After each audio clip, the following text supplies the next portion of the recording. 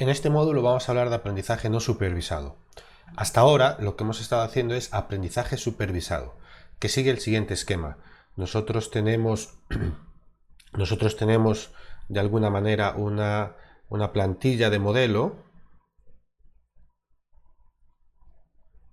que con unos ciertos datos calibramos, es decir, hacemos el punto fit, ¿no? Ya hablando en términos del API del scikit-learn, ¿no?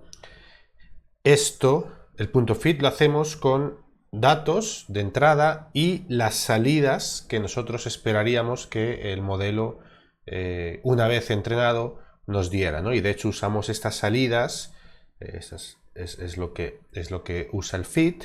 Una vez tenemos el modelo entrenado,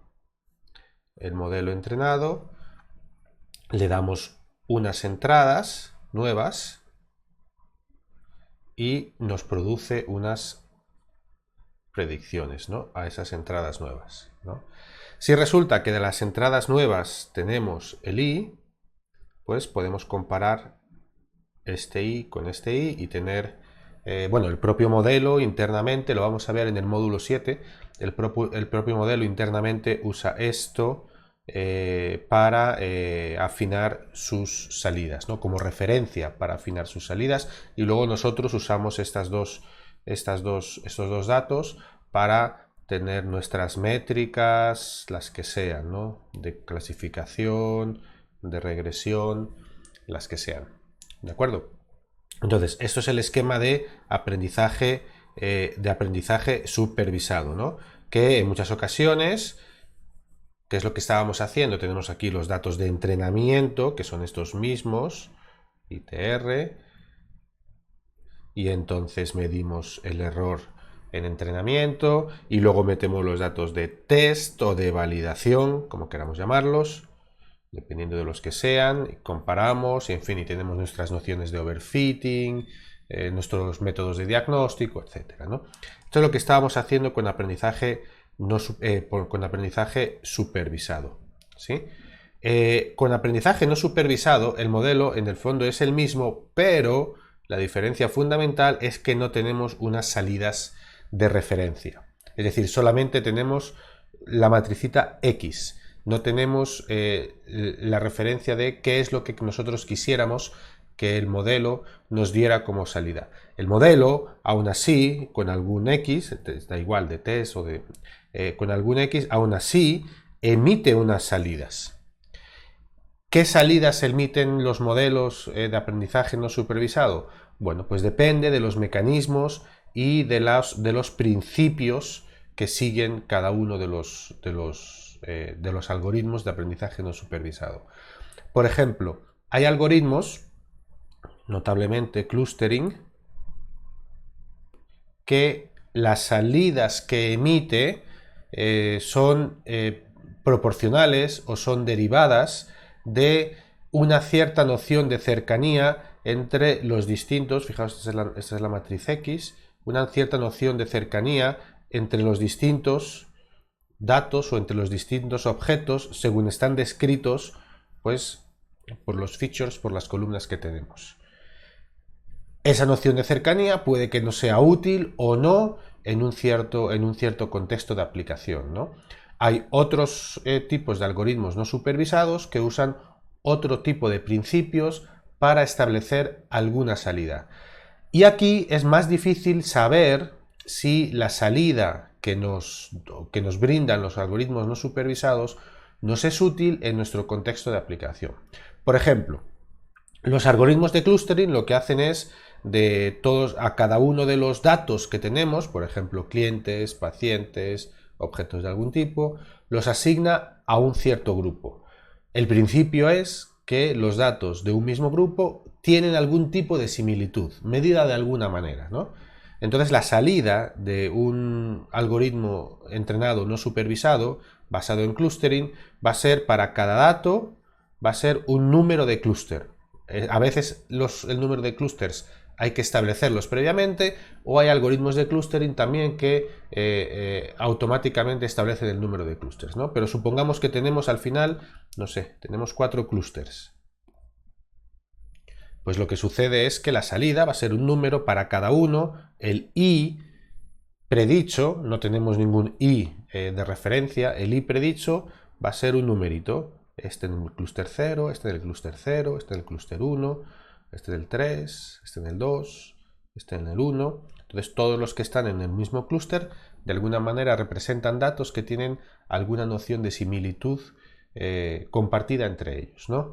Ahora, una cosa es tener esta noción de similitud o unos ciertos clústeres y otra cosa es que esto nos sirva de alguna manera en el mundo real, ¿no? En la aplicación que nosotros queremos, en la cual queremos usar este tipo de algoritmos, ¿no? Por ejemplo, si tenemos un algoritmo que nos hace un clustering de clientes, al final vamos a tener nuestros clientes agrupados, vamos a tener nuestros clientes, vamos a tener un montón de clientes, supongamos que cada puntito es un cliente y el algoritmo de clúster lo que va a hacer es, por ejemplo, en 4 clústeres, estos pertenecen a un mismo clúster, estos pertenecen a otro clúster, vamos a ver otro colorín, estos pertenecen a otro clúster y estos pertenecen a otro clúster, ¿no? Ahora, ¿qué es lo que nosotros quisiéramos hacer con clustering de clientes, por ejemplo? ¿Qué queremos hacer? ¿Queremos hacer una campaña de mercadeo específica y distinta para cada uno de los clústeres? ¿Queremos a lo mejor tener algunos procedimientos de optimización en el proceso en el cual le brindamos el servicio a cada uno de los clústeres de clientes, porque a lo mejor viven en distintas zonas o tienen distinto perfil de consumo o algo, ¿no? Entonces, fijaos que el clustering en este caso, y lo pongo como ejemplo, es el primero que vamos a ver ahora en el primer notebook, y lo pongo como ejemplo, en el fondo, un algoritmo, vamos a ponerlo, vamos a generalizarlo mejor, un algoritmo no supervisado nos da, digamos que, una cierta salida, insisto, no tenemos la referencia con el sombrerito, ¿no? Que siempre es la salida del algoritmo. No tenemos ninguna referencia contra lo cual medirlo, pero esto lo vamos a usar en algún entorno operativo. Porque la salida del clustering la vamos a usar para definir la campaña de marketing. Si son pacientes, pues a lo mejor lo vamos a usar para definir qué tipo de tratamiento le vamos a dar. En fin, algo que lo estamos calculando sin tener una referencia, ¿no? No tenemos una referencia. Por tanto, esto que hagamos después va a producir un cierto efecto. Es decir, el hecho de que nosotros agrupamos los clientes y hacemos una campaña de mercadeo distinta en cada cliente, ¿cuál es el resultado que tendría que producir?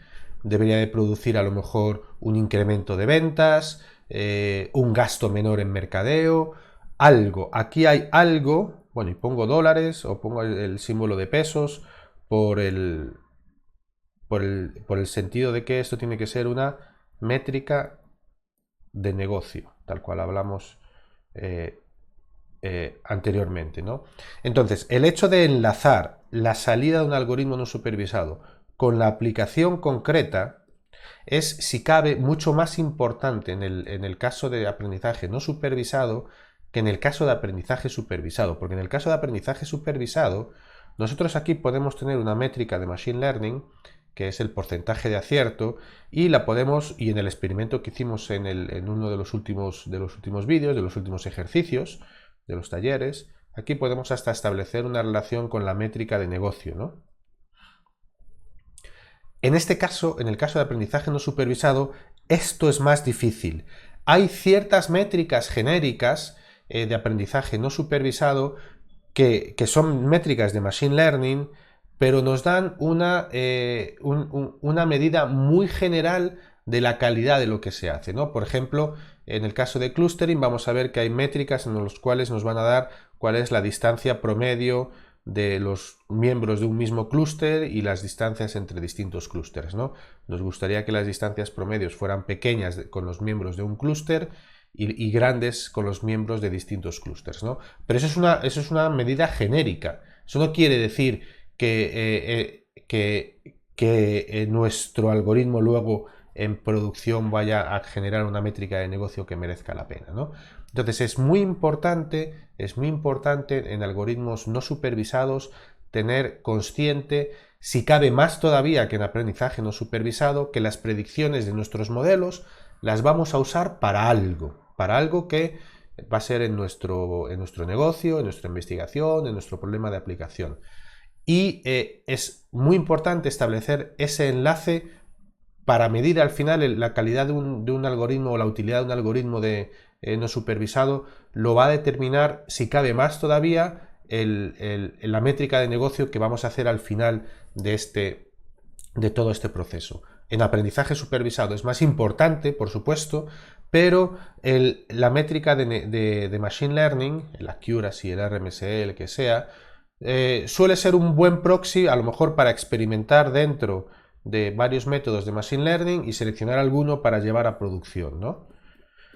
En caso de aprendizaje no supervisado, esto es más difícil de hacer, porque la métrica de aprendizaje no supervisado no tiene la referencia contra la cual medir si las salidas que emite son mejores o son peores, ¿no?